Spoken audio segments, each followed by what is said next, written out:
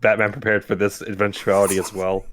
Batman prepared for Superman reaching into his pants and put on a fucking kryptonite codpiece under a suit. Prepare No, for every eventuality. that's not for you. Sorry. That's not for you.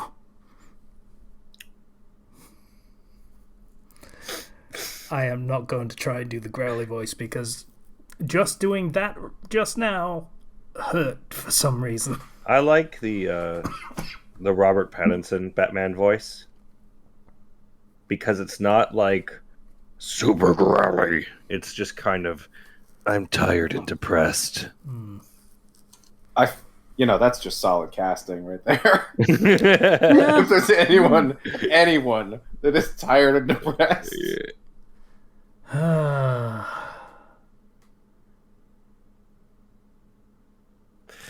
he knows though.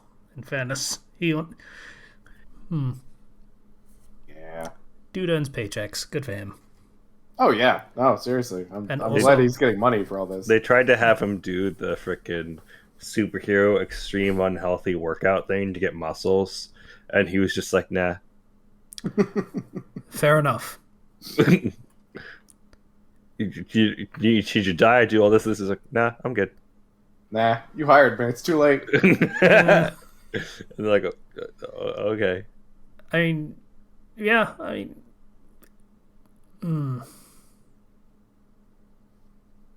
Because like they go really strict on those things. Like you are abusing your body to get into that shape. They do. Oh yeah.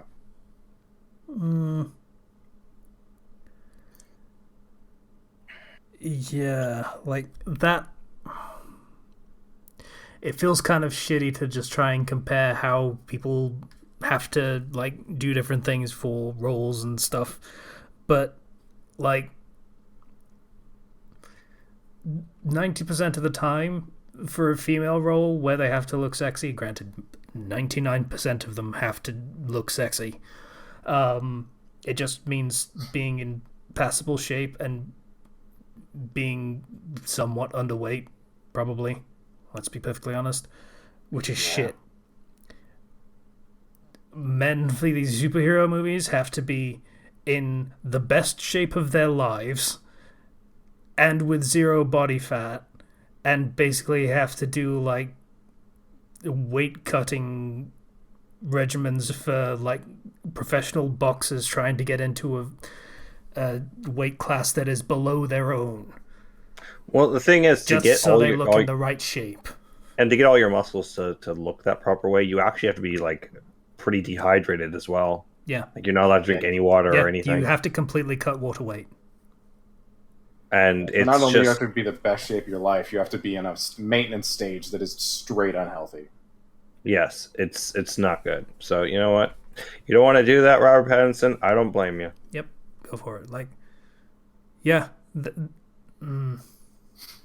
Again, pretty hypocritical, but there is a sacrifice for eye candy that is just kind of unfair. And yeah, that still goes for women too. But holy shit, dudes go hard on that shit, and it. Well, I think it's also the expectation all of the time is that the women aren't going to be muscular, but the men have to be. Yeah. So that requires just intense lifestyle changes. Most of the time. They really should have done that for She-Hulk. They really Yes, should have. they should have. And I still haven't even seen if that trailer. Is she not? No. no, Oh. and they made her smaller. Yep. In Why? Hulk form, she is just green and skinny. Why? What? That's stupid. What? I'm not expecting like Hulk with tits, but like try. I kind of would appreciate Hulk with tits. That would. Yeah, no, that's fine. Let's break some gender barriers here. Women can be buff Go too. go for the orc chieftain look. Yeah, fair. The people who are into that are really into that, and they would fucking buy Disney Plus for like a lifetime subscription if they gave them that. Look, I have to interact with feet people on a regular basis. Okay, don't tell me about. Yeah, people love their fetishes. Okay. Is there a barefoot in this movie? Oh well, buying 10 tickets. I have an appreciation for muscle girls. Yeah, That's I fair. do They look good. too. It's like a You know what movie tomboy corollary. It's good. Speaking of Marvel, before we move off this, We're moving off this. I want to talk about muscle girls some more. okay, Well, of course you do. I saw a Marvel movie recently. Yeah. Yeah, What was um, it? Was it Morbius? made in association with Marvel. The movie called Morbius. Oh god, you actually saw it. My Didn't uncle, expect to be proven right. my uncle came over to visit, and he brought with him Morbius. Oh, Oh, okay. Fair. I was gonna say if you paid to watch that movie, I would have been actually mad. Like you I are did not- ruining everything for us. I did not You did pay to also watch. bring like a 6-pack, right, or something. There was he didn't. I believe so, but I didn't. I don't drink, so. I Watching Morbius was a feeling. Okay, you know how some movies are so bad that you can like laugh and you're enjoying it because like the acting is like cringy or the script is just that bad. Oh yeah. This was a case of I was confused. I was actively confused during the watching of this movie. Because they don't explain anything or give any specific details. Great. No, They we just don't have throw a time bunch for of that. It's nouns and Morbin verbs time. at you. Like Morbius, he has a terminal disease. I don't know what the disease actually does to him. I don't know what the disease is called. I don't know how long he has left to live. I think it just makes it harder for him to walk, but I don't know what else it does. So basically, you're Aside- saying he is Itachi from Naruto. Yeah, basically. He has He has anime this- dad syndrome. He has this terminal disease, and the only thing I know about this disease is he says it's like a piece of our DNA is missing. And they don't know which piece it is. That makes very little sense, but okay. Well, how do they know if it's missing? Yeah, That's, the process of finding out that it's missing would also tell them what it was. So, in a desperate bid to cure himself and his friend who also have this disease, Morbius decides to inject bat DNA into his spine. Is there a reason for that beyond fuck it, let's try it? He thinks it'll fix him. It doesn't explain why he can't just use another person's DNA with the piece that's missing. But no, he just takes a shot of bat right up in the spine. Okay. He then proceeds to morb.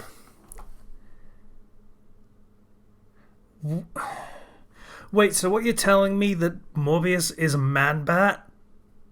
Yes, but no, he's a vampire. No, Don't he's worry about it. man-bat. Yeah, but no, he's a vampire. Don't worry about it. If it was any other bat other than a vampire bat DNA, he probably wouldn't become a vampire, honestly. But I'm gonna steal a joke from Team 4-Star and just get fruit bat DNA. yeah, He morbs so he can steal some papayas. but no, he decides the vampire bat is the way to go, I guess. Yeah, and then he kills 8 people. Okay. He kills 8 armed guards that he hired to protect him on a cargo ship because he carried out his experiment in international waters for no reason. Despite he was experimenting on himself, so there's no real legal issue there. Also, if he's in international waters, then why would he need the guards? What are they I don't know. protecting him from? He's not his friend had money and was bankrolling him. His friend who also has the disease is like, hey, you can get on these cargo ship with these guys. Anyways, all these guys have assault rifles, and I still don't know why they all had their assault rifles, and the experiment goes, and then they're like, "Let me check it out," and he takes his assault rifle out to go check on the doctor. Like what? Anyway, he kills 8 technically innocent people who did nothing wrong. Oh no. Oi, lads, it looks like Doc Mickey's gonna morb. And later on, when the detectives find him, they're like, we're not worried about those 8 guys because they probably deserved it. What?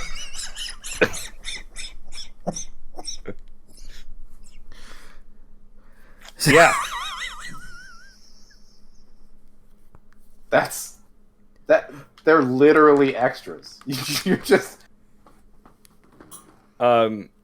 you've turned these real people into extras in universe.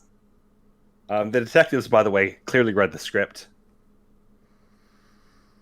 They recognize his main characterness. They go up to Morbius and they're like, "Hey, I know that you're crippled and that you invented a medicine that has saved. You invented artificial blood, which, according to the beginning, would have earned you a Nobel Prize." Yes, I'm quoting that directly. A Nobel Prize, not a Nobel Prize, a Nobel Prize. Right. Would have earned you a Nobel Prize because your artificial blood has saved more lives than penicillin. Oh my god. It's got a lot of ground to cover on that one. Yeah, so Cripple, who has saved more lives than penicillin, did you kill 8 people with assault rifles on this cargo ship?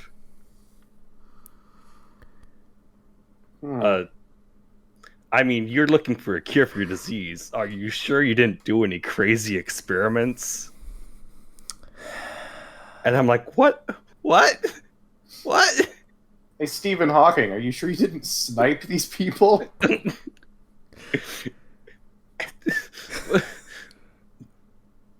Morbius also has a higher kill count than his villain. Of course he does. Morb's got a morb. Yeah, he's got Morb.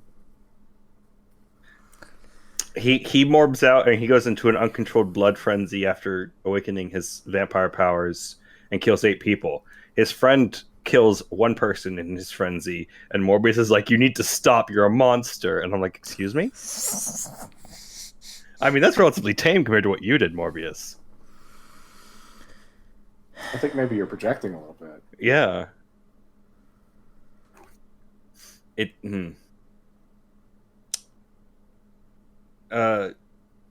is a mess. I cannot wait for the second movie where they talk about morbing just constantly. For the memes. I had a whole discussion. Like, there's so many different parts of the movie where I'm like, what? Why? What? Morbius, you get a free ride to medical school as a crippled orphan because you've saved your friend's life by repairing his medical machine with a ballpoint pen. What? Yeah, I don't think that's how scholarships work. Well, that's what happened. Not to engineering school, medical school. Okay then. So, update on that fucking change.org petition of... Yeah, it hit 15K, right? Yeah. Hey, we were all busy that weekend. Please put Morbius in theaters for a 3rd time. I wish. It's, I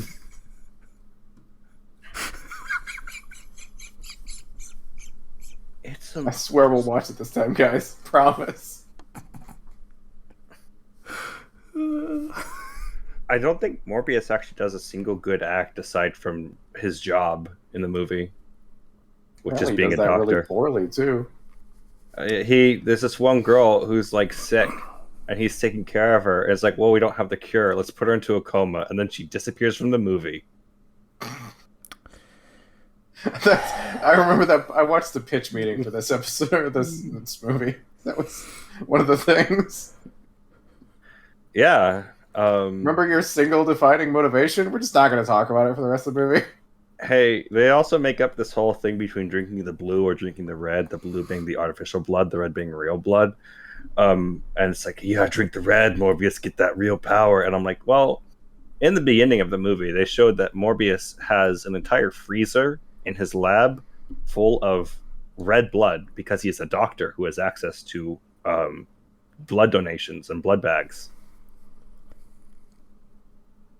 So he could just drink it if he wanted to. It's there. Yeah, and it would harm nobody. Well, presumably that blood would go to someone otherwise, but yes. Oh no, it would actually harm nobody because he's got like the artificial blood invention. So yes, everyone has blood forever. It would harm literally nobody. He just supposedly needs the real thing, whereas the fake stuff, or synthetic stuff rather, would work for anyone else. But he can get the real thing because he's a doctor and he has a freezer full of this stuff.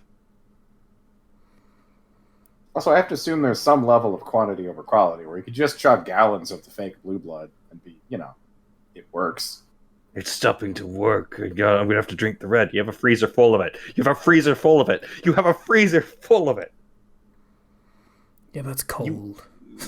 You are stocked up, my dude. It's cold, though.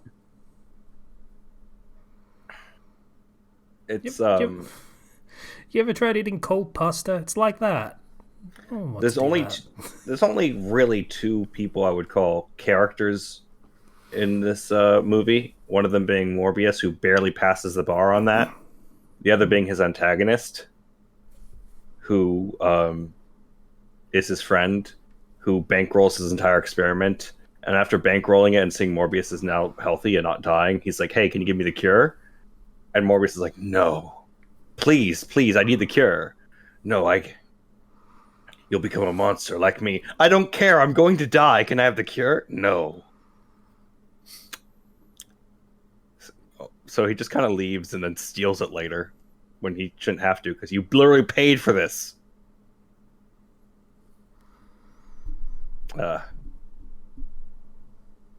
Also, there's the nurse who is, I guess, in love with Morbius and does whatever he says, even before he's a vampire.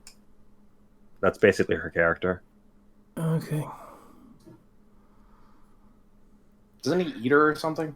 He's like, he needs the red blood to chase after the bad guy, and she's like, dying because the bad guy messed her up, and she's like, drink it, make it count.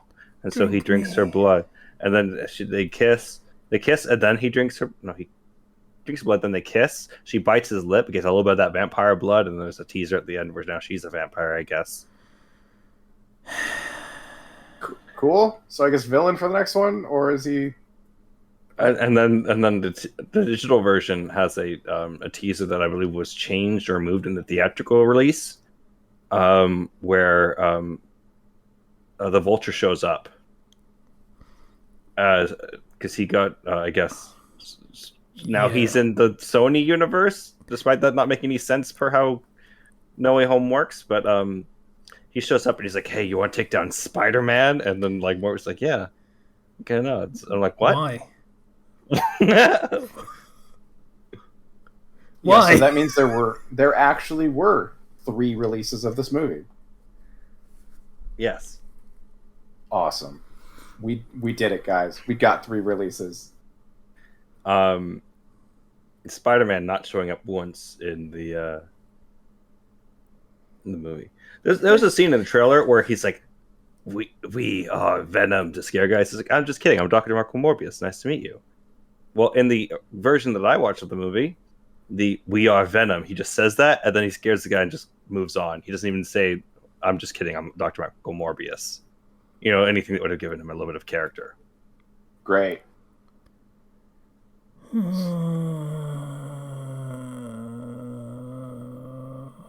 Please, Sony, release it again. Yeah, I personally think that if you release it a third and then a fourth time, you will make big bangaroos on this. Oh yeah, it will eventually catch on. People will see it just so you could stop. It will have a cultural impact that you would not believe, Sony. Oh, It's like some real Cassandra predictions right here. You will take the world by storm if you release this movie for a third time. Jared Leto, please stop getting in these superhero movies. I'm just asking. I feel so bad for him. He tries. It's not good for your career. He tries. He's in bad movies in general, though, unfortunately. Morbius as a character is just unlikable. It sounds like he doesn't have much of a character at all. Exactly. He turns down his Nobel Prize. Again, not Nobel Prize. Clearly not. Why do you keep saying that? Is that a typo or what? I'm saying it because they call it in the movie the Nobel Prize. I'm curious if that's just the actor who said that with an accent, or they just straight up American accent says Nobel Prize. Great. Gotta love it. Turns down the Nobel Prize. Sorry, Nobel Prize. Because the artificial blood that saved more lives than penicillin wasn't the cure that he wanted for himself, so it's not worth it. That's not how that worked. That's not how anything...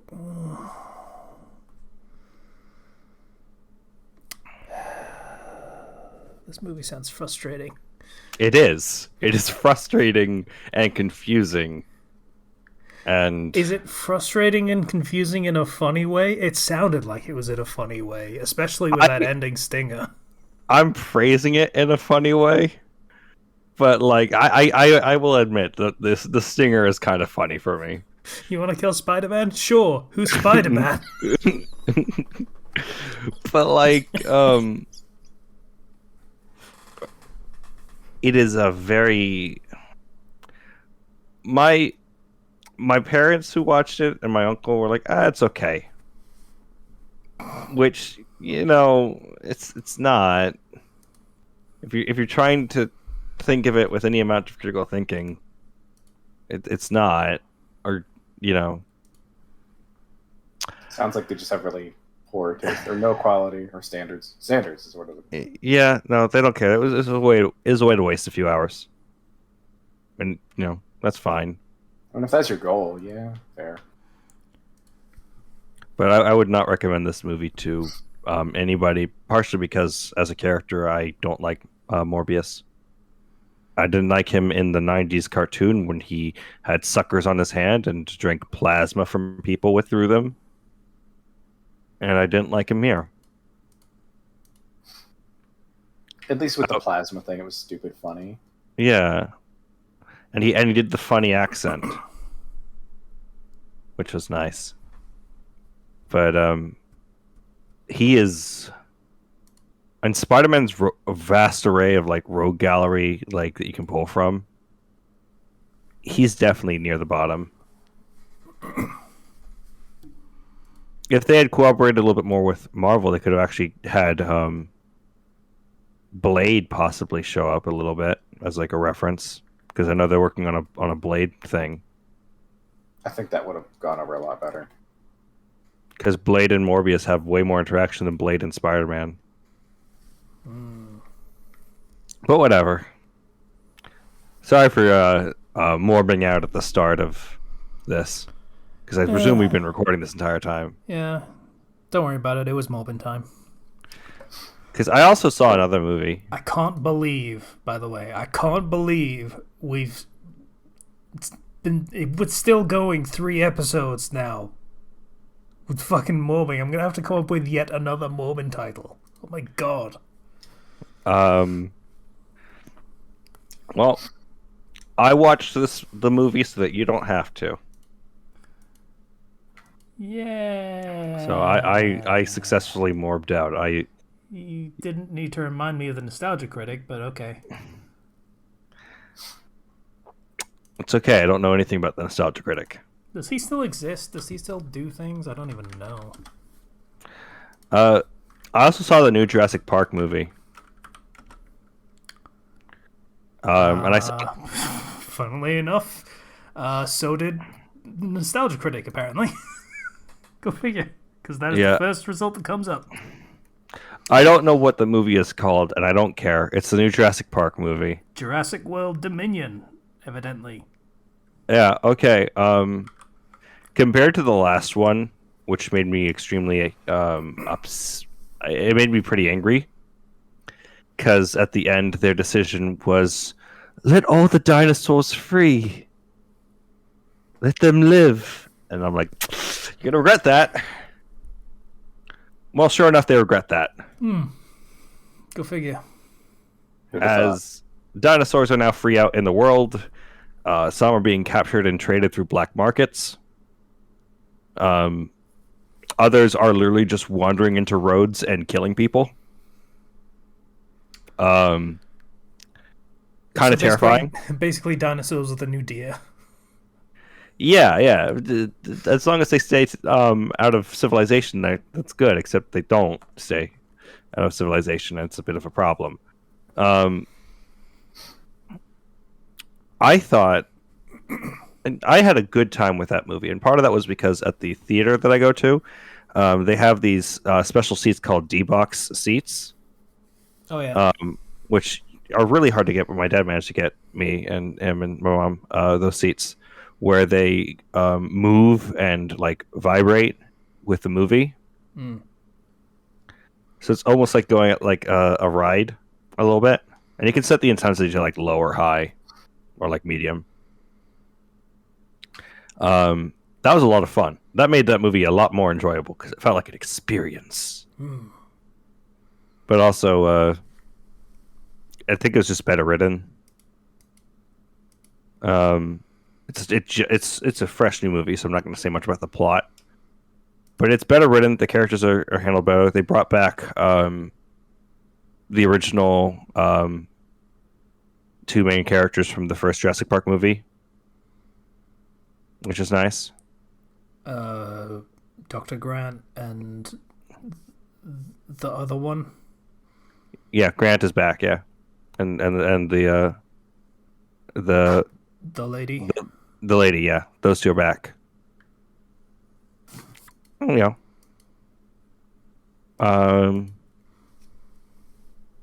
I did enjoy it, and that might be because I had just recently watched Morbius, and I my standards were vastly changed. So take that with a grain of salt. I was like, oh yeah, no, this makes sense. Oh, I can follow this plot. Yeah, plot and structure and character motivation. Wow. Oh man, there's actually acting in this movie. Movies can have this? What the fuck? Yeah, and that's a budget. What, the CG doesn't look like smoke? Yeah. Oh.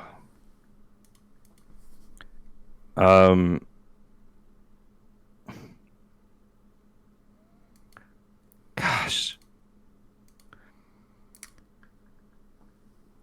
Morbius just freaking... I have a terrible confession to make. I just want to talk about Morbius for another half an hour. Okay, going back to Morbius, you know that he has the power to control bats and send them at people like he's airbending? Oh, right, yeah. Okay. And that's how he's able to beat the guys. He just throws bats at him, then walks up to him and stabs him in the chest with a knife.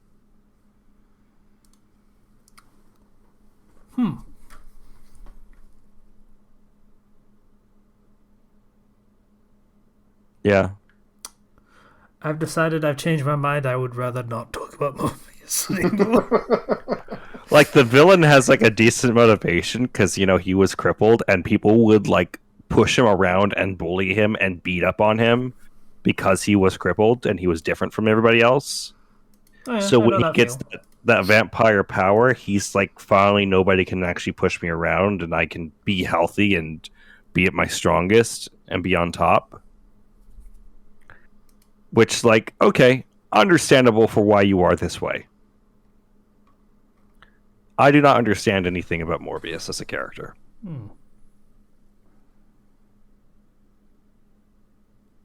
I don't really think there's much of anything to get. He doesn't sound like a very well made character. They just made him do whatever they needed to. He doesn't even fly with bat wings, despite the fact that he injected bat DNA into his spine. Can he fly just without anything? Yeah, he just kind of flies. That's stupid. Yeah.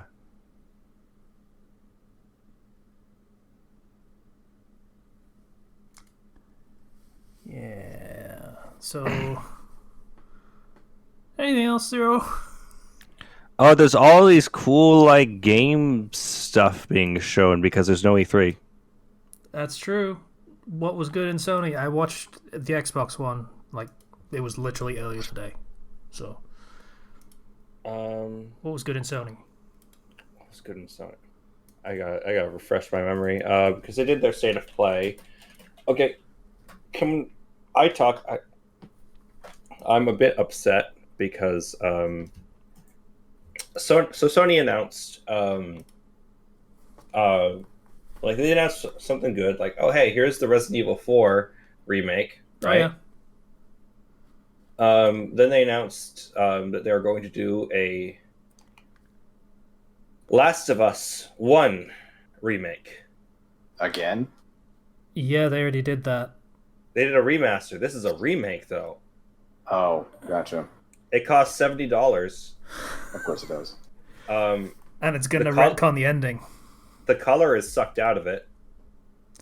They are absolutely going to retcon the ending. And the DLC is not included.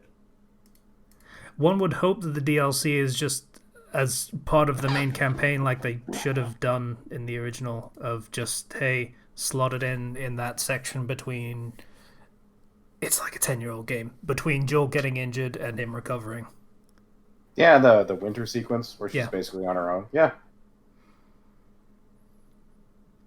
But like, yeah, State of Play had, Street Fighter 6, it had Final Fantasy 16, Resident Evil 4. I can't wait for the Salt. It's gonna be beautiful. A bunch of VR stuff. Salt from what? For retconning the ending of Last of Us. Oh. So that it fits with the sequel's new version of canon. I actually looked into it because we did talk about it last week. The State of Play. We did, yes. I was wondering because we talked about Resident Evil 4, and I was like, that one's gonna be a little weird.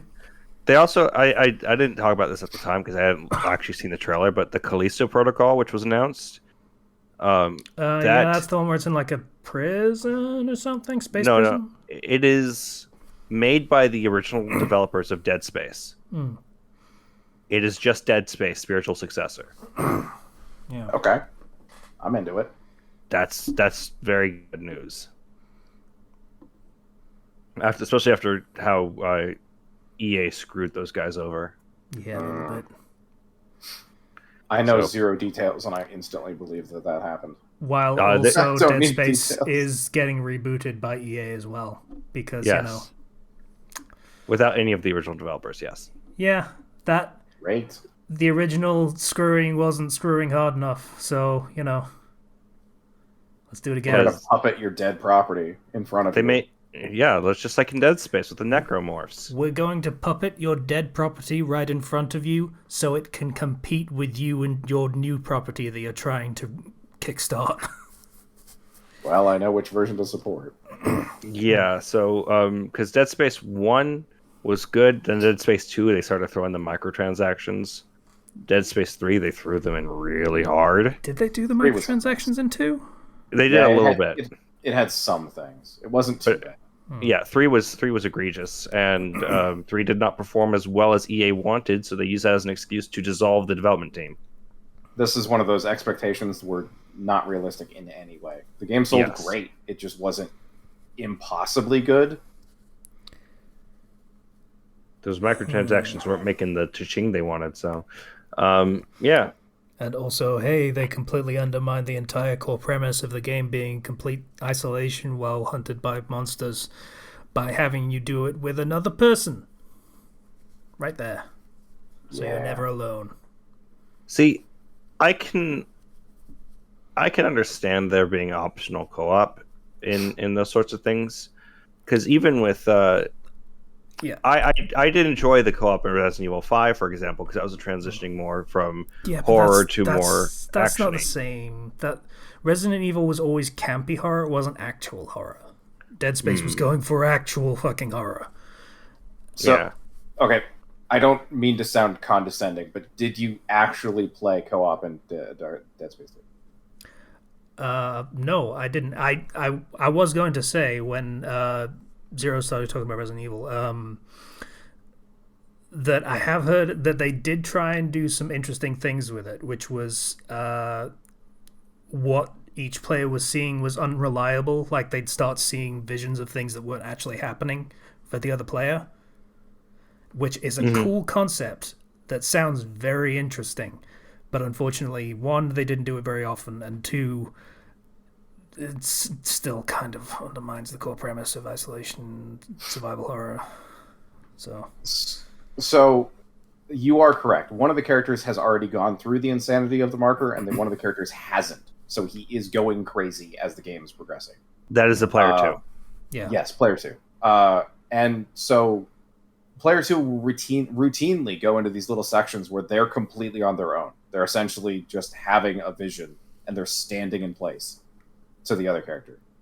So the fact that you have someone else with you isn't very bolstering, because they can, at the drop of a hat, completely abandon you. So it does work. It can work, and it does work really well. It's just, yeah, I get what you're saying, but yeah, it was handled as well as it could be. Yeah. They tried. They really did. They were given a shit hand, and they tried to do something with it. It didn't especially work, but, you know. Anyway, there's also Eternal Nights, which was the action adventure dating sim that looks like it's Persona-ish with a calendar and everything. But recently they've been doing it was Xbox and Bethesda did their presentation just recently. Just Xbox. Bethesda is a subsidiary now. Yeah, but they call it Xbox and Bethesda Showcase. Oh, okay. Yes. And they showed a bunch of games, including Starfield. Yeah. Okay, let's run it down, because I did do like some live chatting for the shit while it was going on, so I have a broad idea of things that happened that were worth talking about. Yeah, because we're right in that like normally like E3 time, so yeah, this is the time for that sort of thing. Hollow Knight Silksong is a thing that exists. I am very glad that we have another trailer after a very, very, very, very, very, very long time with no news or updates. We have Diablo 4, which looks quite nice. Yeah, I can't wait to spend $100,000 to. Yeah, it doesn't seem to be that type of game. It doesn't seem to be doing the Immortal route, or at least they haven't said anything about it yet. I don't trust them. I mean, that was implicit with it being a mobile game in the first place. I know, So- but I don't trust the company. I As will someone grant who you, grew up they on this did series do the auction and loves house in it. 3, so they don't have a good track record. I'll grant you that. until I get hands-on proof that this game is not going to be another Immortal shit show, this series is dead to me. Fair Which enough. hurts to say. Yeah. I'll just enjoy 2 and 3. Oh, I just remembered that there was the Forza tech demo thing, which is basically, hey, look how cool graphics can be now. So that's a thing that happened. Ray tracing is very nice. Cool. Sea of Thieves is getting a big update, so you can now be a proper captain of a ship and name it. They decided to name it Booty McBootyface, which Of course. is fucking great. They had a song Yo-ho. about this whole new update, and Rare have still got it, man. They haven't lost a step. I have heard nothing but good things about that game. I need to So- give it a shot. I do have an Xbox Game Pass that I haven't used in like since I got it, so I should probably give that game a try. Why not? Check if it's expired first. Those do go bad if you don't use them. Yeah, they do. They actually turn it off for you if you don't use it, which is pretty nice of them. Huh. There was also doing the pit in Fallout 76 expansion. Fallout 76. All you Fallout 76 players that weren't poisoned from the special edition masks, we got you covered. I forgot that was a thing. Holy shit. What? Sorry? What was this we were talking about? Fallout 76 has a new expansion, and I mentioned, don't remember the helmets, the special edition helmets that had mold in them and were poisonous. Yeah, it's the pit. They're doing the pit again from Fallout 3 DLC. Yeah. So, okay, whatever. It's Fallout 76, who cares? I mean, I want to care. We're at the point where people are being like, is Fallout 76 that bad, really? Like, wasn't all of the hubbub about the first month of release? No, it was about the first 2 years of release. Remember when they said there wasn't going to be microtransactions that would be give players a gameplay advantage? And then they added a bunch. And a subscription service that broke the game for the people that bought the subscription service. Yeah, and like the disasters of that game can't be counted on both hands. They were many, and they were continuous. Yes. Every time they tried to fix something, it just broke more things. If you're playing Fallout 76 as one of its 10 players and are enjoying it, good on you. Apparently it is doing quite a bit better than it used to be. It is not quite 10 players anymore. It's like thousands probably, which is fine. It's probably churning out a little bit of money for them, so they'll take it. Doesn't take that much to run it anymore. There was apparently a game that was like Minecraft Block World, and there was a girl in it and fighting against monsters, and Ravenlock, I think it was called. Blah. Yeah. It's fine. What really what would you call were the high points here? Well, I mean, if you just want the high points, then we've got 1 point to go to. That's way later. I'm just running through the things that I thought were enough to talk about. So, like, because I haven't seen Flight Simulator is getting the Pelican from Halo. Okay. Which can go to space. Good. Okay. So they Gynaxed. I guess. Yeah. Let's just fucking go for it. Let's mix these properties a little bit. There was the H.R. Geiger game. Shit, what was that called?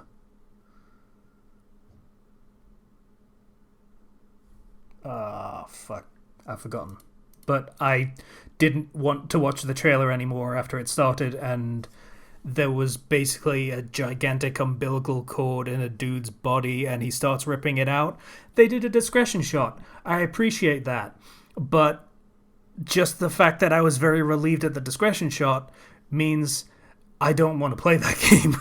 Because holy fuck. No, please. Thank you. A lot of the showcase was about bugs, which makes it the anti-Casey showcase. Understandable. Yeah, that's not a thing I like. It's way too many of these trailers focused so much on the buzzing of insects, and I was very uncomfortable for most of it. Grounded is a thing that exists. That is the game where you are tiny children, and by tiny, I mean they have been shrunken down to the bug size and are thus fighting bugs. Yeah, that's the one that has the mode for like censoring the spider that makes it into like orbs that makes it more terrifying. Yeah, the one that completely destroyed our understanding of how arachnophobia works, because the less spider-like they look like, the more they look like spiders. Crazy that. Yeah, you wouldn't think that's how it would work, but it does. Fuck. I am not a big fear of spiders guy. Like I say, buzzy bugs are the ones that freak me out because bees and wasps. Don't like them. And anything that fair. buzzes, I can't see what kind of insect it is, so I have to assume the worst. I was looking through my YouTube subscriptions to look at these trailers, and I see Morbid Metal pop up, and my brain goes Morbius. Of course it does. And Morbius metal. I think it's more. It's everywhere. It's everywhere. I can't escape it. There's the Chinese game. Oh, Wolong. Someone actually said the name of it, so that's cool. Which, okay, I don't quite know what that is yet, but it was a very pretty trailer.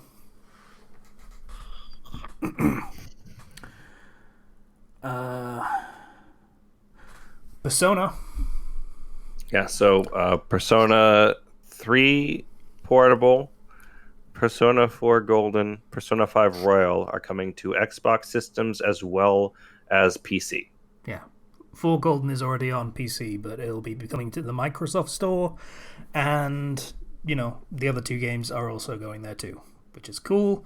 I wish it wasn't the portable version, or I wish it was the portable version, but remade in the style of FES. Yes. Because you are missing out so much. P3 Portable has some good quality of life changes.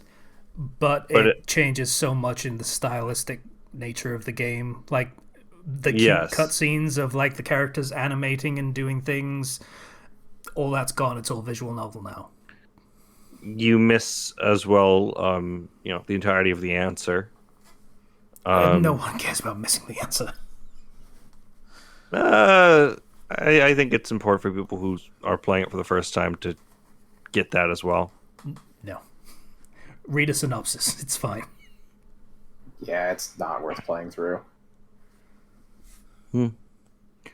At least Portable has the female option. Yeah. I very much like that. Like I say, if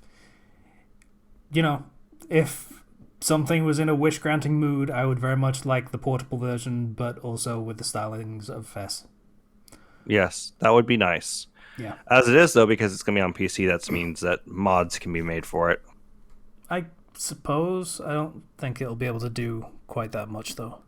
No, that sounds like a full game overhaul. I don't know if a mod. But you can at the very least throw the animated cutscenes back in there, like the animation. I mean that was all done in engine. I don't, unless you just want someone to capture it and then just slot it in as a cutscene. Yeah.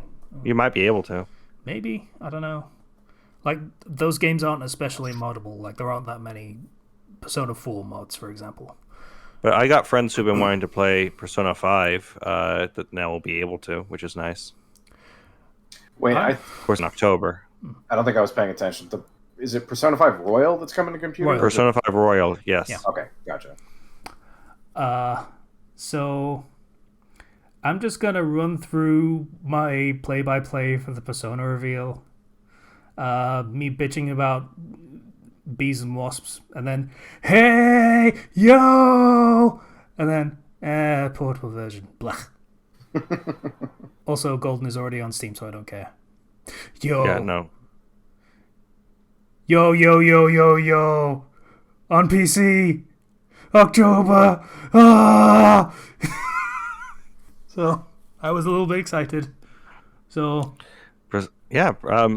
Also, the voice actor for the therapist in Persona 5 Royal recently passed away. So. Oh. Damn. Yeah. The English or Japanese voice actor? English. Wait, was he the guy who did? I think I know who you're talking about because I heard about him. Billy Kometz. He was also Josuke in JoJo's Bizarre Adventure. Oh. There's another show called something Irumakun. He was one of the characters in that, and a friend of mine is a huge fan of it. He was also the main character of Rising of the Shield Hero. Oh damn! Yeah, and he was a Fire Emblem voice. He was in Fire Emblem. He was in Pokemon. So, he did the voice of Blue in Pokemon Masters. Damn. Yeah. Billy Kometz. But yeah. So Kojima was at this thing saying, "Hi, I'm Hideo Kojima," and then leaving. Yeah. I exist. I can't wait for Death Stranding 2. I've never played the first one. I I just want you watched to keep it. working. I watched an 8-hour video about it. Yeah. I think I'd rather watch the video. Now we're on to the big one. So, Starfield looks amazing. I want to keep my optimism cautious, but it looks very, very good.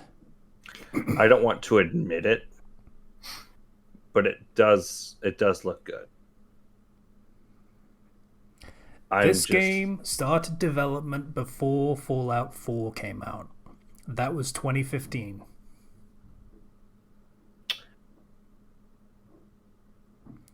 They have been cooking this one for a while. I am nervous. After everything that happened with Fallout 76, as well as the game-breaking bugs in Fallout 4 that destroyed my save file, I do not want to trust them.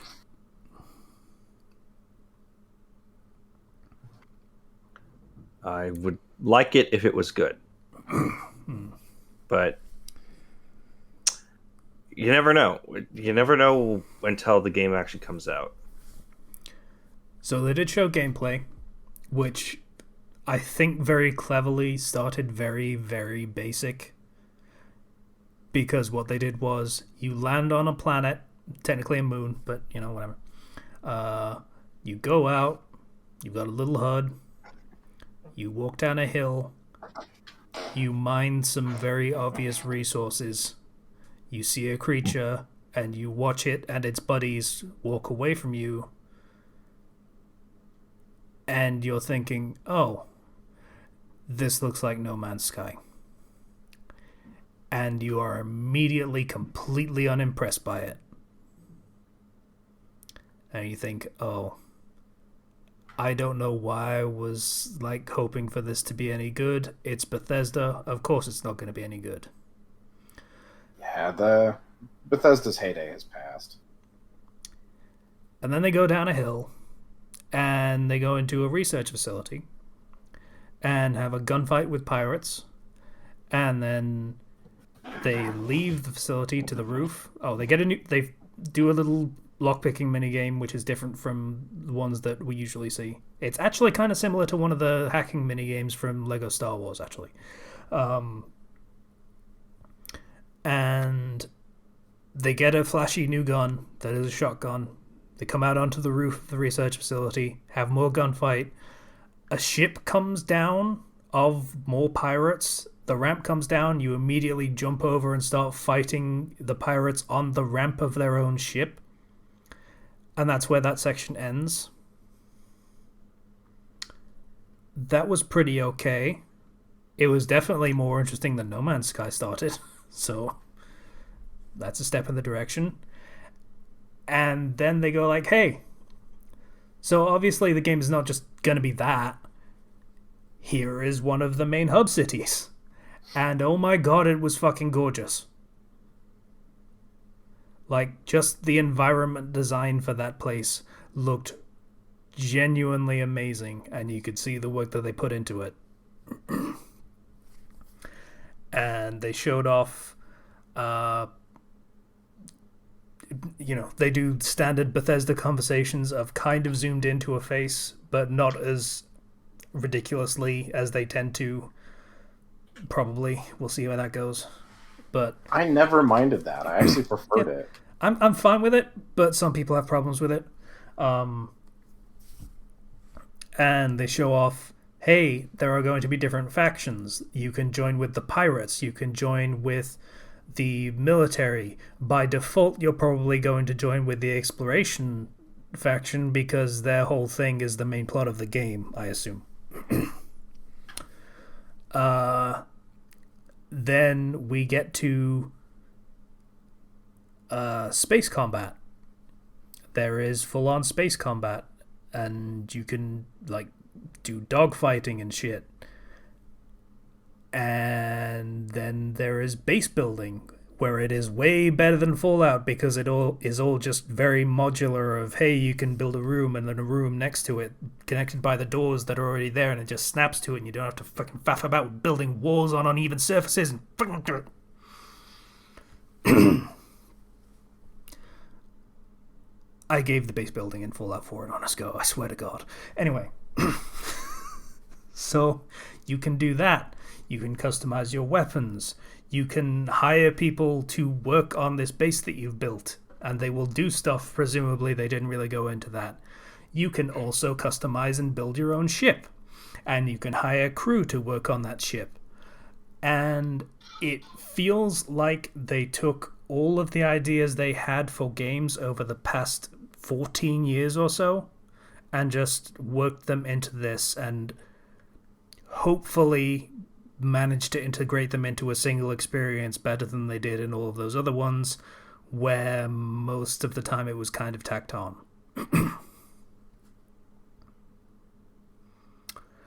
I have pretty high hopes for this game. I am ready to be disappointed, but I have pretty high hopes.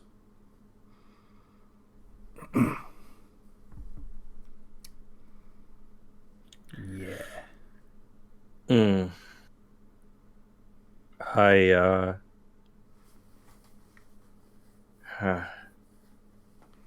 don't want to hope. That's just. I do not want to get my hopes up and then be severely disappointed.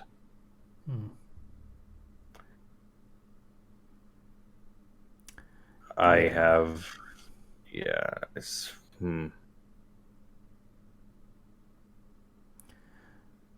Most of my live chats for this were basically, I want this to be good so badly. Oh no, I'm very into this. Oh God, please be good. Oh my fucking God, please. Please. Please be good. Also, there is no PlayStation release for one of Bethesda's big tentpole titles, which is oof for the Sony fans out there. Yeah, I'm not playing it then.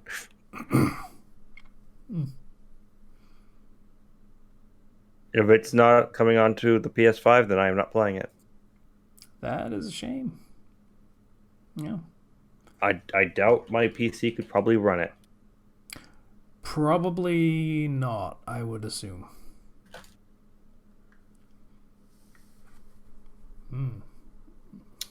Yep.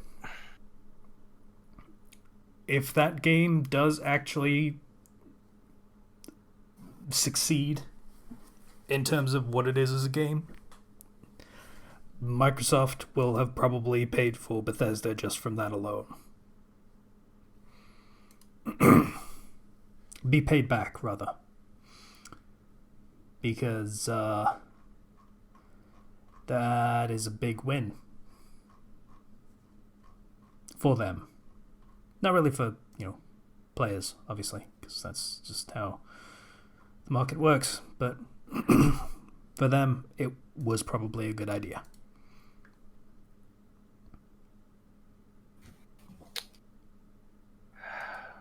Not that you would have thought so after their recent releases, but Yeah. I'm of like two minds about this entire thing, because on the one hand, there's the more moral part of my brain that's like they did some not good business decisions that were felt very, I guess, exploitative and rushed, and I didn't like that with Fallout 76, and so I don't want to support them. But there's the other part of my brain that's like, well, I hope it's good, because I like I used to very much like their games. But difficult for me to really find a position there. Yeah. Yeah, I can relate to that. It's weird because I've always seen most of that shit as basically caveat emptor. Don't buy plastic tat. Don't buy like pre-order bonus bullshit rewards like bags and fucking rum was one of the things. Like, okay, just why? You know it's going to be they're always garbage. Even the expensive ones are garbage. So it always just seemed weird that people were mad that they were garbage. But It on the other was hand, yeah, it was kind of false shit. advertising. It was the thing was they promised things to be made of specific materials, and then did not follow through on that. Yeah, but that's the thing. It's always garbage, more garbage than they portray it to be. They were just a little bit more obvious and made the terrible mistake of putting it in words of like, hey, it's going to be specifically this, and wasn't, and people didn't want to tolerate that because it was in words. The canvas bags that turned out to not be in canvas, and the I think it was the rum was supposed to be in a glass bottle, but was in plastic instead. Um, and like those are really minor things, but they were big because at the time it was that on top of everything else that was happening. So it wasn't like it was more like more fuel to the already existing fire. Yeah, like what it comes down to is those were pretty fucking minor things. I bought some plastic tat when I was younger, and I learned, hey, buying plastic tat is kind of fucking stupid. So I stopped doing it. People still do that, and they're fine with it, and that's okay. Like, okay, if you want to buy that shit, fine. It's your fucking money. The great sin that Bethesda committed was all that plastic tat and making it so expensive, on top of the game itself being shit. Yes. That's the bottom line. Everything else would have been completely forgivable if the game delivered. I say completely forgivable. People still would have been pissed. No one would have cared because the game would have been good. Yes. Yeah, standards are low. So, Reminds me, I was trying to get the special edition of Xenoblade 3 pre-ordered this week. Um,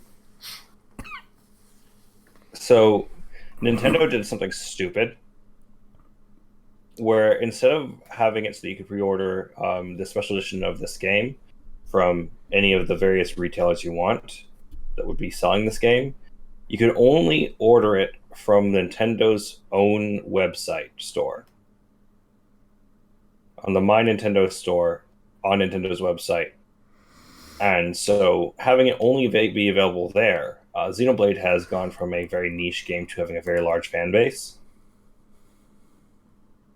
The store crashed and was gone for the entirety of the day. And they was just like, oh, well, we'll do this again another time. But with like very little communication until they eventually pulled it. It was awful. Because I have a lot of friends who are very into that and wanted the special edition. I wanted to get the special edition as well. But nope. oh well. Yeah, nothing nice for you, I guess. Yeah, it's fine. It's not really a very impressive special edition anyways. It just has kind of a steel box and an art book. So anyway, that was Xbox doing their thing. Starfield was the big winner. Some people really into the Geiger game. Scorn. That was what it was called. I am not going to get to play most of those because I don't have an Xbox. Whatever the new one is, Series X. Yeah, it's a shitty Yeah, name. I don't have an Xbox X. Um, No, yeah, the and then the Xbox X is the Xbox One X. That's a different thing. Zero. Learn your yeah, console names. Fucking I said Christ. Xbox Sex, Oh. Series X, Sex. No, that You have the doesn't X, work as well. Like, you have the X Bone, and then you have the Xbox. You have the Xbox Sex. I loved that they threw like a hissy fit that people were calling it the X-Bone. That was fun. Yeah. I'm pretty sure at No, some point in their marketing they literally called it the XB1. Literally teed themselves up for the joke. Oh yeah. they haven't. Nintendo hasn't announced a direct, to my knowledge, at this point. Nope. Because I think I remember everybody's seeing an just. article that was like, "Hey, there's probably going to be one soon." Like, duh. I mean, yeah, this is the typical E3 time, even if there is no E3, which feels weird. Yeah. Um, I feel nostalgia. Because, man, I remember every year of E3 was great because I would just watch the Giant Bomb streams of the press conferences where they just riff over them. oh, I just remembered. Devolver had a press conference I thing. don't care about Devolver, They but always a alright. Devolver thing, What did and they do? they had a robot Suda 51 or Suda 51 who was on a screen inside a robot, and they did a whole. Okay, This time we're doing countdowns because it's all about building the hype, but without actually anything being at the end of the countdown. We're counting down forever. okay. Let me rephrase. What games did they talk about that are worth talking about? I don't care about their skits. That's less interesting. It's really not. Like, it's cute, but come on, you're a game company. I don't give a shit. What games have you got? Um, they showed off Cult of the Lamb, which is the quote cutesy cult sim where you are a Oh lamb. Yeah. yeah, where you're a sheep and you run a cult of other sheeps and sacrifice them for your dark god and shit. Yeah, they also had Angerfoot, which is you are going through and shooting and destroying things, and you have a button that is a dedicated kick button that breaks things. It's all about breaking things. With shooting and looting, so it's kind of interesting. And then there was the Plucky Squire, which have you seen this game, No, Casey? no. Okay, I absolutely adore the aesthetic of this game because it is you're literally playing in a picture book at first as you are running from place to place, and then your character reaches the edge of the picture book, like kind of the end of the story, and they jump off of the picture book onto the desk and proceed to interact with the environments in a 3D setting. So it switches between a 2D and a 3D sort of thing. Hmm. It's really interesting. Kind of Smash Brothers-y almost, like Melee. Yeah, yeah. I just remembered two things that I forgot to talk about for the Xbox conference. There was one that looked like a game from the Xbox Indie Arcade from the 360 days that was visual novel style, only with realistic pictures instead of anime pictures. Okay. And it's like a road trip thing, only there are sinister things going on with like money and maybe, and also it's a drama about family and dysfunction, and also it's multiplayer somehow. Okay. It is a thing that I saw that confused me on just about every level. I know less about what that game is than the last time I saw it, where it just looked like a Life is Strange but shittier. So yeah, and there was a game that was basically Dark Ages peasant simulator. It seemed like, only it was done in uh, a drawn style, like all in 2D, and all of the characters and all the environments were done like sketches. It was like potion craft, that kind of thing. Yeah. Yeah, Okay. it looked a little bit like that, only less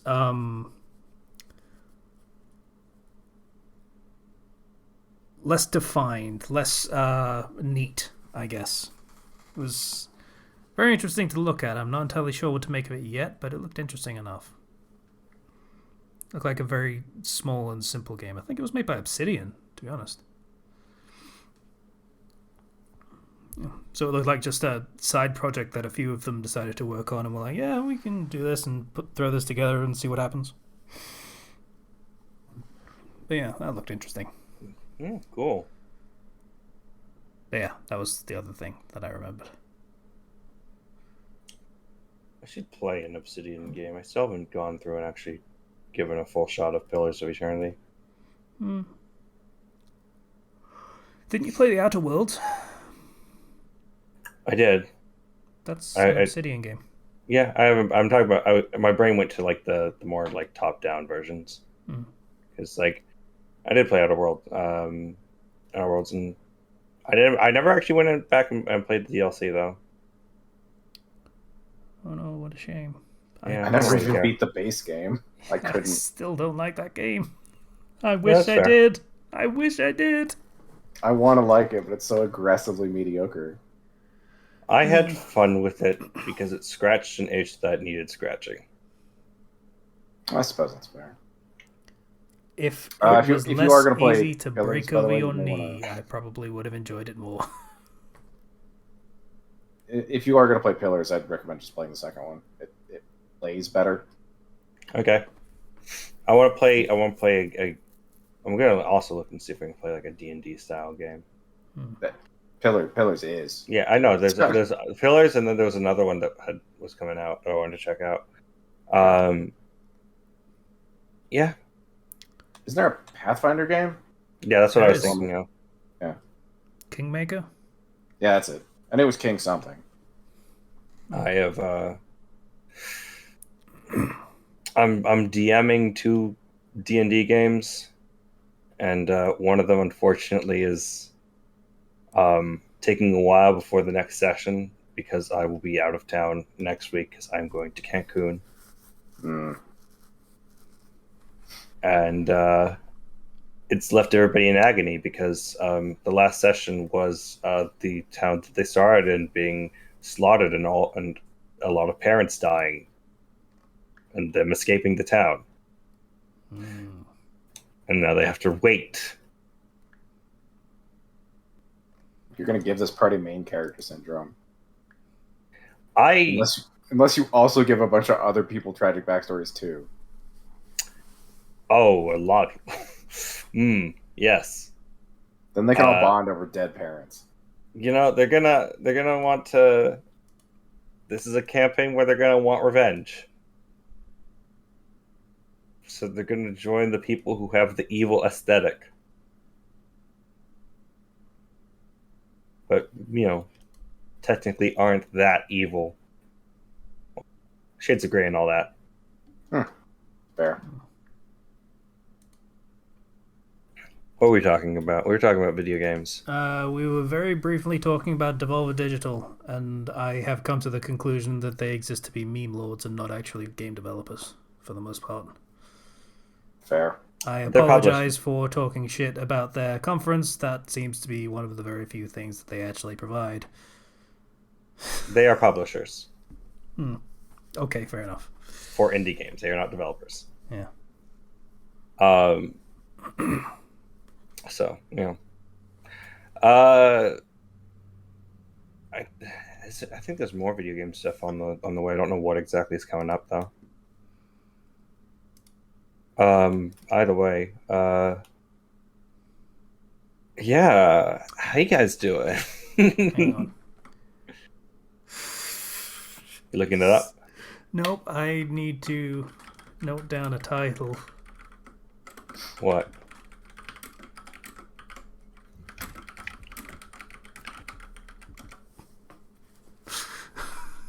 There we go. That's the title. Okay. That's where we are, ladies and gentlemen. That's fair. I apologize, but I also don't apologize. It has a 3 in it for the 3 times we brought up Morbius. 3 episodes, rather. Anyway, so I haven't done much. As appropriate, last week I talked about how productive I was being, and now, naturally, that means that my production has gone to shit immediately. So, that's cool. Yeah. Yep. I don't... Casey, do you listen to D&D podcasts or anything like that? No. Okay, so only Zero's going to get this. When a character brags, hey, I'm good at that, and then they roll their dice, guaranteed 1. This is why before I ever roll my dice, I always say, here comes the natural 1. Yeah.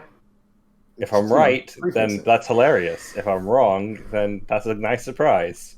So basically, you just can't preface or lampshade things like that. Just backfires immediately, guaranteed. Yeah.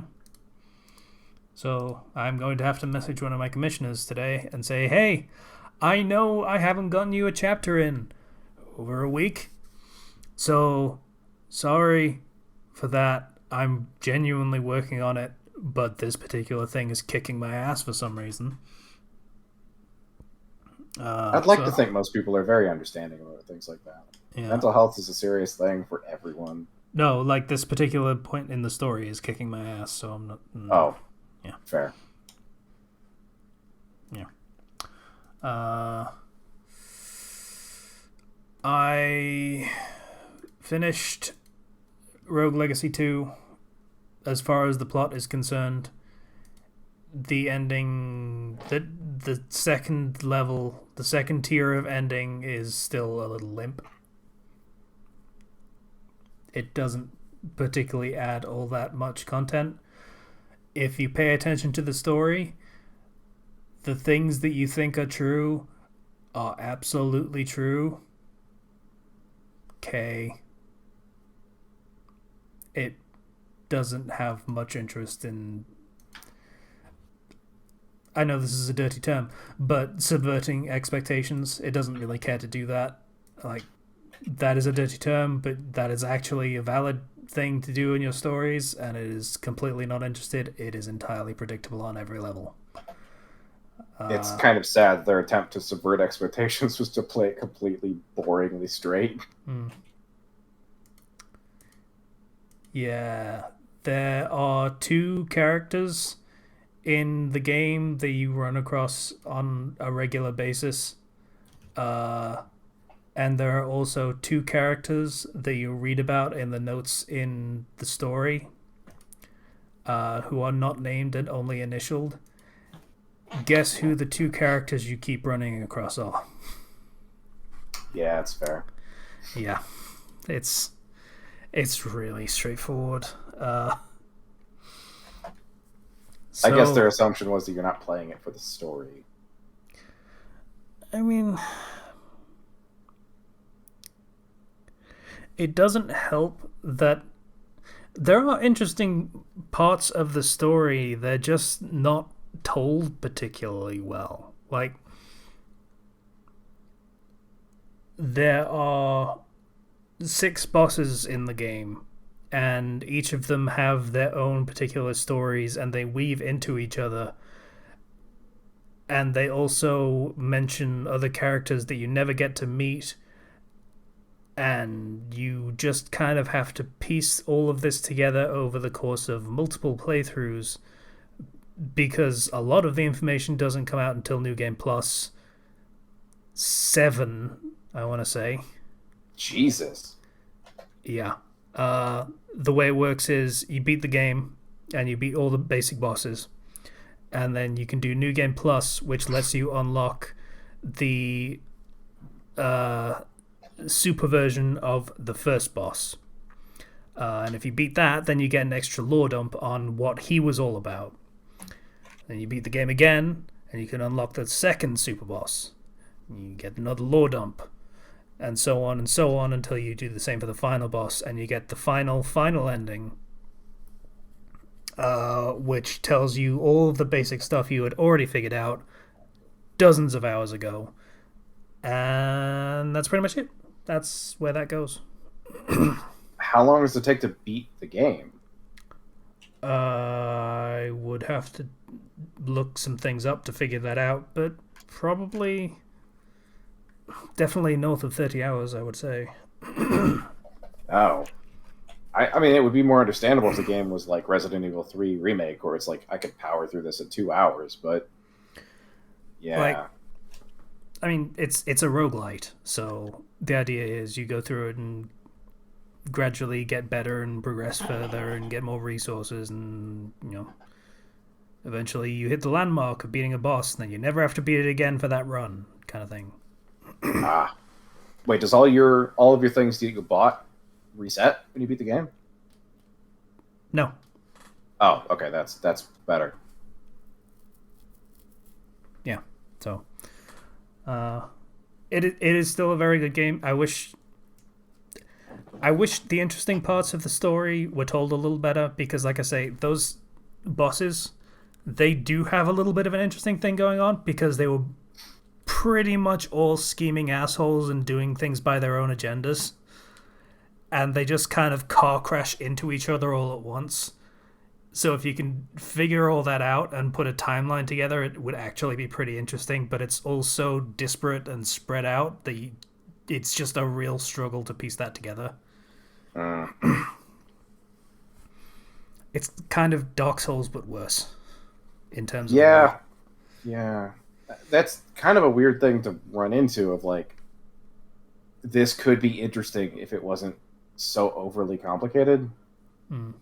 If it had a little more order to it. Yeah. And then that contrasting hard with how boring the story is. Yeah. Oh well. Yeah. Definitely a fun game to play. And, you know, once you get past enough of the New Game Plus stuff and buy enough stuff from the stupid side thing that basically determines all of your upgrade paths, it actually lets you completely break open the game. Oh, nice. More or less. So at the start, you have a very limited amount of upgrades you can do. But if you get to a certain point and you've bought enough upgrades, then you will get a new upgrade available for purchase where you can just break the level cap on everything. Oh, good. Okay. I appreciate that. Yeah, so that's pretty cool. I am not sure how much longer I will bother to play it, because I have everything and there is no real new content left in the game. I was going to say, what do you have left to work towards? You've gotten everything. I mean, it's a roguelite, so the New Game Plus is Dark Souls-esque in terms of it makes things harder in general, and also every New Game Plus, it requires you to add 1 or 2 modifiers that will make the game harder in very specific ways. Like, you can get ones that add new hazards to certain biomes, or have more enemies spawn, or make it more likely that an upgraded version of an enemy will spawn, like a 10% chance that any enemy will be the next level up from what it would usually be. Fair enough. So there's bits and pieces of that are all new that I haven't gotten to yet, but not that much. So, but it was fun while it lasted. I still very much recommend it. Well, I'm glad at the end of the day it's still an enjoyable game. It's becoming Yeah. less and less common these days, unfortunately. Yeah. Anyway, that's pretty much all I got. Slicer, how you doing? Good. I started a new job that I Hey, nice. interviewed for a while back, so that was good. I had Yeah. some. It's kind of a weird setup, so I'll explain how this went. So I applied for a job. I had Mother's Day weekend, so I'm like, hey, we can do this. I did a facility of the tour and a basic interview. Then right before I went to Mother's Day, went back home for it was like 5 days or something like that. And then when I came back, I officially accepted their offer. And then they're like, all right, we'll get you the official like offer tomorrow. Didn't hear anything the next day. Starting to freak out, and then like I think it was like 7 p.m. I got a text of like, hey, we're actually going to offer more money for you. So that was weird, but I'm glad for it. So I went from 18 to 19 or 18 hours to 20 hours or $20 an hour. So that's Nice. cool. Which I mean, considering I was making $13.30 before, that's quite a step up. I don't know what my full paycheck is going to be like, but I'm looking forward to it. And so it turns out when I went into work the first day, instead of making these little medical blood tester devices, I was mixing the chemicals that they sterilize the pieces for. It's a very involved process. Many parts of this assembly, more than I even thought. So that's what I was really confused about, because I interviewed for like mechanical technician crafter or something like that. Assembly technician, I think it was. Yeah. And that's not what I'm doing.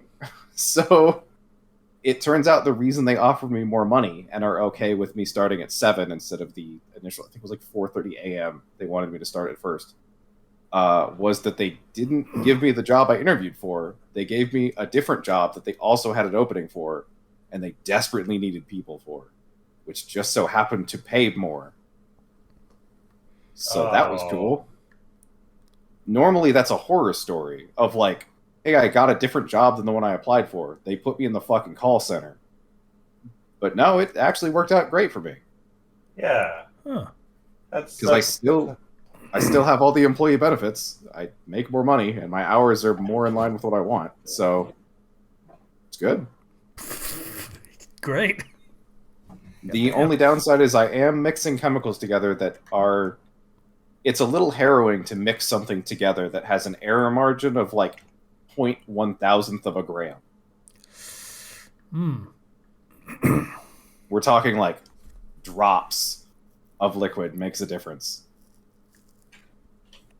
So that's going to take some getting used to. But thankfully, there's not many stages of each chemical process that are like really difficult and can go wrong badly. So that's good. But yeah, my first week was good. I got 2 other people I work with, and they're both cool people. So that's nice. Yeah. Beyond that, I meal prepped for the first time in my life. Last Sunday, I made tacos, and I just had tacos every day of the week. At lunchtime, I just got out my little assembly line of taco creation, and I'm really glad I bought a very large lunchbox. Okay. Yeah, it was nice. It felt good to make my own food. I mean, I'm living on my own now, so basically. Every day is Taco Tuesday. Yeah, pretty much. It was great. I love tacos. You won't for very long if you keep doing that, so, you know. Oh, no. I mean, it's a staple because it's easy to make, but I'm not going to do tacos every week. In fact, after this podcast, I'm going to be going to make sesame stir-fried chicken, I believe. I looked up a bunch of, like, meal prep suggestions and got the recipe, and I bought the ingredients before the podcast, so I wonder how that'll go. And yeah, that's pretty much my week. I haven't really done much else because I've been so focused on that. And the sudden having of a job and being busy for 8 hours, more really, 8+ hours, after 2.5 months of inactivity, I was very tired when I got home. So yeah. Hopefully I'll have more next week. Or rather, the week after that. My power just went out, so that's great. Or rather, the power to the upper floor went out, which happens occasionally. Okay. How?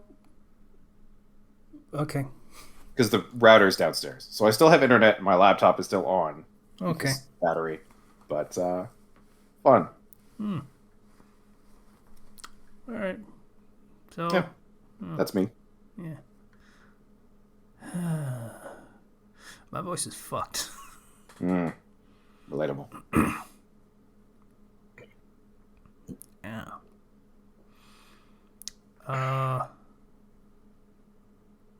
Is it Patreon week or was that last week? I think it was last week. Yeah, we did that last week. Yeah. Oh. You know, in Morbius. No, I don't. But please inform me. In Morbius, he creates 2 versions of this serum that can just instantly kill him and his friend Milo. And he doesn't use. He's like, okay, and he just decides just not to use the other one on himself for no reason. He previously stated that it was his duty to kill both of them to take the evil out of the world. Yeah.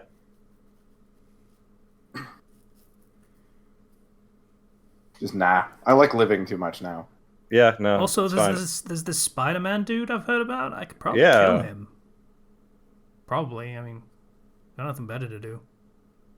That is this whole thing of he's got this whole moral like stance of no, this is wrong, this is unnatural, this needs to end.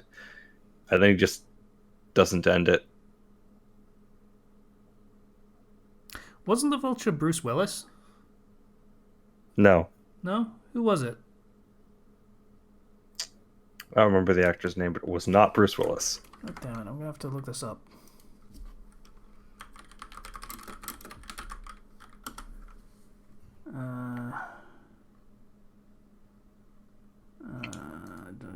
Please don't autoplay trailers or anything, please. Oh, it's Michael Keaton. Yeah, okay. Yeah, it's Michael Keaton. I do sometimes get those confused.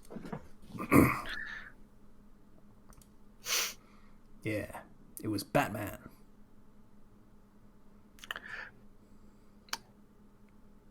The only bad guy definitively that Morbius defeats and the entirety of that movie is his best friend. Who's just a less evil version of him.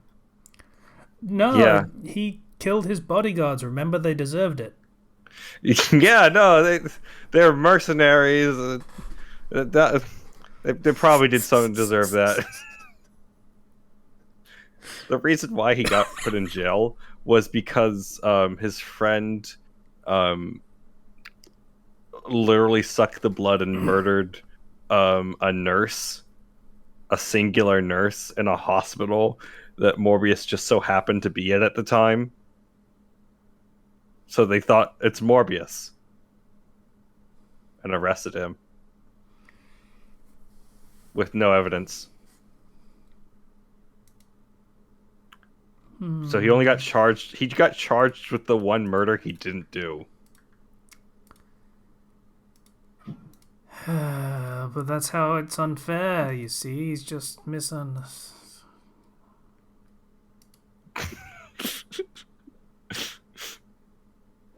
Oh. It is no longer Morbin time. No, I think that one's dead. I think we can put a Morbitorium on. That one might have some legs on it. We just randomly add more to various words. I mean, how many Morb times can we do it? Many.